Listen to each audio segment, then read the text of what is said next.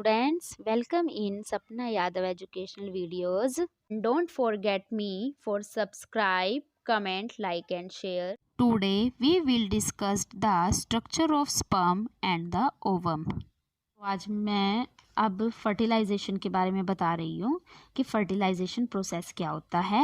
फिर मैं बताऊँगी टाइप्स ऑफ फर्टिलाइजेशन, लेकिन उससे पहले हम स्पर्म के और एग के बारे में डिस्कस कर लेते हैं कि स्पर्म क्या होता है और एग क्या होता है। तो स्पर्म, सबसे पहले हम पढ़ते हैं स्पर्म के बारे में कि स्पर्म की स्ट्रक्चर कैसी होती है।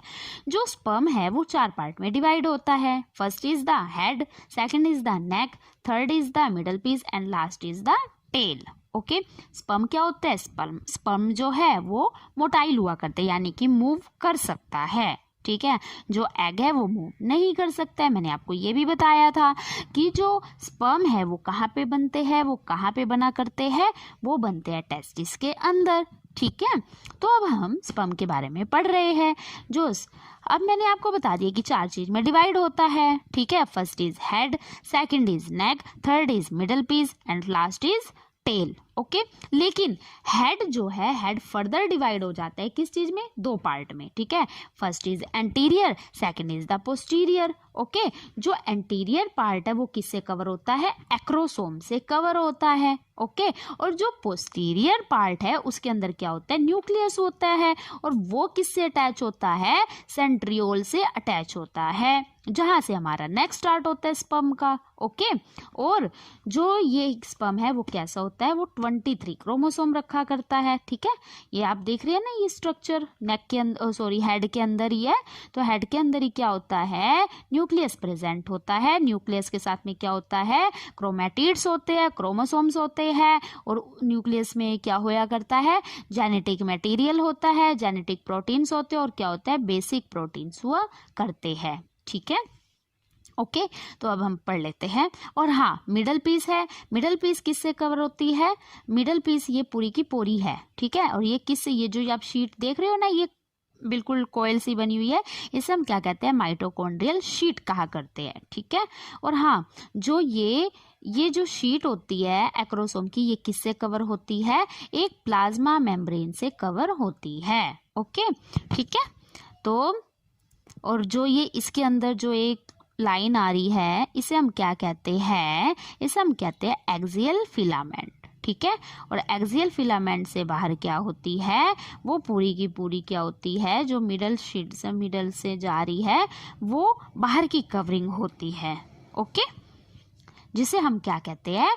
डिस्टल पार्ट कहते हैं, हम डिस्टल पार्ट्स कहा करते हैं। ठीक है, डिस्टल पार्ट के अंदर ही एक्सियल फिलामेंट जाया करती है, जो कि यहाँ तक जाती है, और एक टाइम में लास्ट नेक के जब यहाँ तक प्रेजेंट होती है, और जहाँ पे नेक की एंडिंग होती है वहाँ पे एक्सियल होती है, वो क्या होती है? वो फिनिश हो जाती है। यहाँ पे क्या होती है? यहाँ पे वो फिनिश हो जाती है at the end piece. Okay, so now head, it is divided into 2 parts. Okay, मैंने बताया है 2 पार्ट में डिवाइड होते थे, एंटीरियर में और पोस्टीरियर में।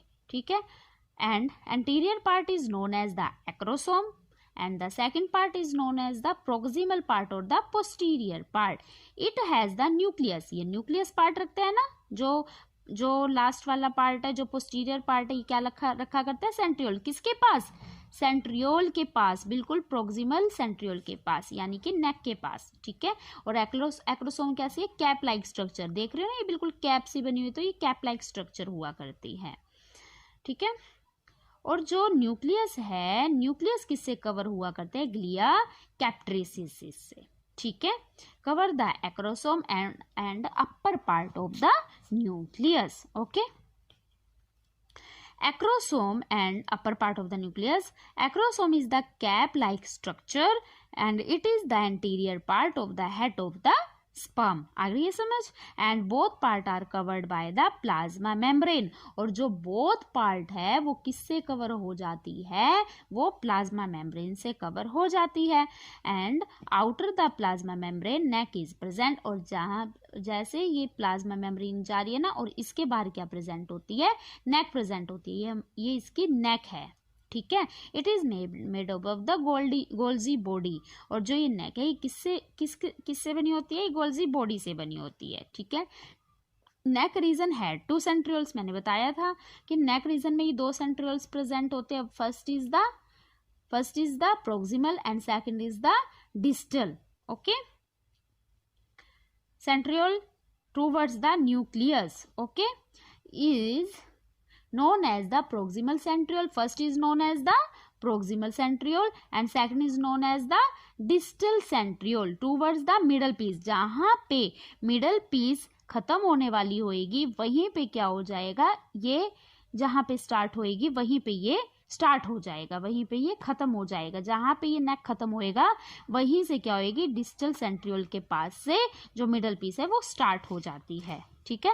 Distal centrioles gives rise to axial centriole gives towards the tail region. अभी मैंने बताया था कि जो ये बाहर की जो ये लेयर जा रही है इसे क्या कहते हैं, डिस्टल, और जो इसके अंदर जो एक लेयर आ रही है, अंदर एक फिलामेंट, एक अंदर एक ट्यूब सी आ रही है, उसे क्या बोलते हैं, एक्सियल फिलामेंट, ओके।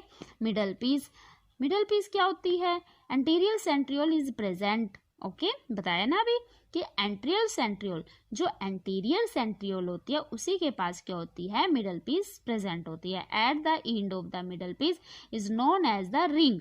देखो लास्ट में ये क्या होती है, एक रिंग बन जाया करती है, ठीक है, ये लास्ट में एक रिंग बन रही है ना, इसी को हम क्या कहते हैं, रिंग सेंट्रियोल, ओके, जो कहाँ पे प्रेजेंट है, at the end of the middle centriole, उस मिडल पार्ट, जहाँ पे ये मिडल पार्ट खत्म होने वाला होएगा ये वहीं पे ही होती है, रिंग सेंट्रियोल। रिंग सेंट्रियोल को हम क्या कहते हैं, एन्युलस रिंग जेनिलिसिस, ठीक है, इसे हम क्या कहते हैं, एन्युलस रिंग और जेन्युलस रिंग, ओके। और माइटोकॉन्ड्रिया थी, जो ये माइटोकॉन्ड्रिया की जो शीट जा रही है इसे हम क्या कहते हैं, नेबर कुहान, ठीक है। माइटोकॉन्ड्रियल शीट का दूसरा नाम क्या है, इसके स्पर्म के अंदर, नेबर कुहान। और जो ये रिंग सेंट्रियोल है इसका क्या नाम है, एन्युलस रिंग जेनिलस रिंग, ओके। और फिर हमारी क्या आ जाती है, टेल, ठीक है। जो ये टेल है, टेल के अंदर भी हमारी एक्सियल फिलामेंट जा रही है, लेकिन एट द टेल भी फर्दर किस चीज में डिवाइड हो जाती है, टू पार्ट्स में, ठीक है। एक हमारी मेन पीस में, यानी कि जो ये मेन पीस है ना, यहाँ पे ये मेन पीस है और ये मतलब कि लास्ट पीस है, ठीक है।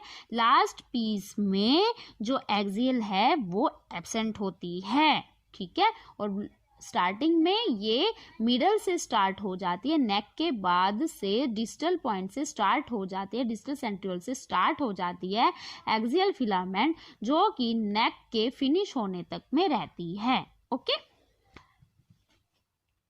Middle piece, anterior centriole is present at the end of the middle piece is known as the ring centriole। बताया था ना अभी मैंने, जो उसे क्या कहते हैं, ring centriole कह देते हैं। ring centriole is known as the proximal part of the middle piece, annulus ring and genesis ring, okay। Mitochondrial is also called the neighbor Cohen tail। It is divided into 2 parts, one is the main piece and the second is the end piece, okay। तो ये थी sperm की structure. अब है ovum की structure. Ovum कैसे होती है, मोटाइल नहीं होती है, ठीक है। This is the non motile structure, rounded in shape, ठीक है। और क्या होती है, पोलर बॉडी रखा करती है ये अपने पास, कोरोना रेडिएटर रखा करती है, okay. And one is nucleus होता है, वन इसके अंदर न्यूक्लियस होता है, और न्यूक्लियस इसके अंदर भी कैसा होता है, हैप्लॉइड होता है, होया करता है, जो 23 क्रोमोसोम्स रखा करती है, ठीक है। तो इसका क्या प्रोसीजर होता है मैं आपको बता देती हूँ।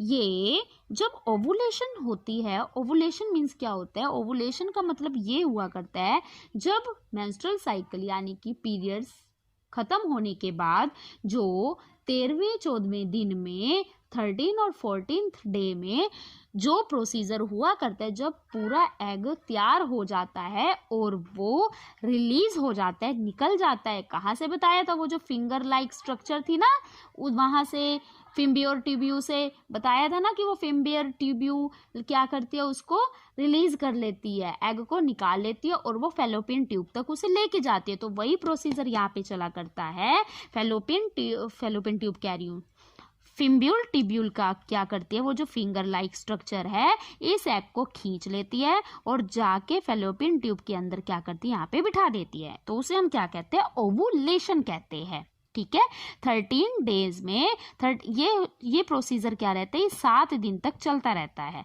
यानी कि 13वें दिन तो ओवुलेशन होएगी, 7-8 दिन तक ये एग क्या रहेगा, मैच्योर रहता है पूरा स्पर्म के साथ फर्टिलाइजेशन करने के लिए। यानी कि 7-8 दिन तक प्रेगनेंसी के पूरे चांस होते हैं। 13वें दिन से लेकर के 17वें-18वें दिन तक प्रेगनेंसी के पूरे चांस होते हैं, फर्टिलाइजेशन के पूरे चांस होते हैं। ओके, तो इसमें क्या होएगा बता दिया मैंने आपको कि एग को खींच के ये यहाँ पे फेलोपियन ट्यूब में ले जाएगा। ठीक है, अगर, और ये तो यही ही हमारी क्या है, ओवुलेशन प्रोसेस है।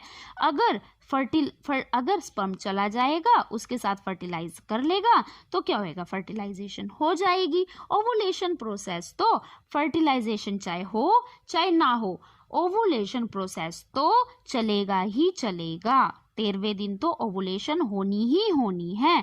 अगर स्पर्म अंदर चला जाता है, दिस इज द फर्टिलाइजेशन। अगर नहीं जाता है, then menstrual cycle start. Okay, तो अगर ये एग ओवुलेट तो हो गया, ओवुलेशन तो इसकी हो गई। ठीक है, ओवुलेशन होने के बाद अगर इसे स्पर्म नहीं मिला तो ये क्या होएगा, 28 डेज में ये बाहर आ जाएगा और उसे क्या हो जाएगा, मेंस्ट्रुअल साइकिल बोल देंगे। ठीक है, तो ये क्या होती है, जो थोड़ा सा ऊपर सा उठा हुआ है इसे हम क्या कहते हैं, पोलर बॉडी कहते हैं। ये क्या होती है, कोरोना रेडिएटा, इसे हम क्या कहते हैं, कोरोना रेडिएटा।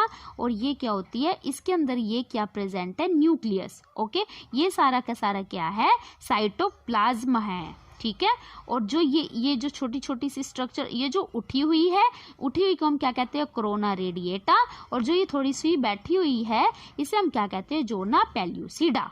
ठीक है, यूटिलाइन मेम्ब्रेन। और जो ये है, ये इसे हम क्या कहते हैं, प्लाज्मा मेम्ब्रेन। ये क्या है, हमारी प्लाज्मा मेम्ब्रेन है, और इसे हम क्या कहते हैं, यूटिलाइन मेम्ब्रेन। तो ये थी स्ट्रक्चर ओवम की और स्पर्म की। ठीक है, जो कि अब हमें फर्टिलाइजेशन में बहुत जल्दी समझ आएगा। ओके।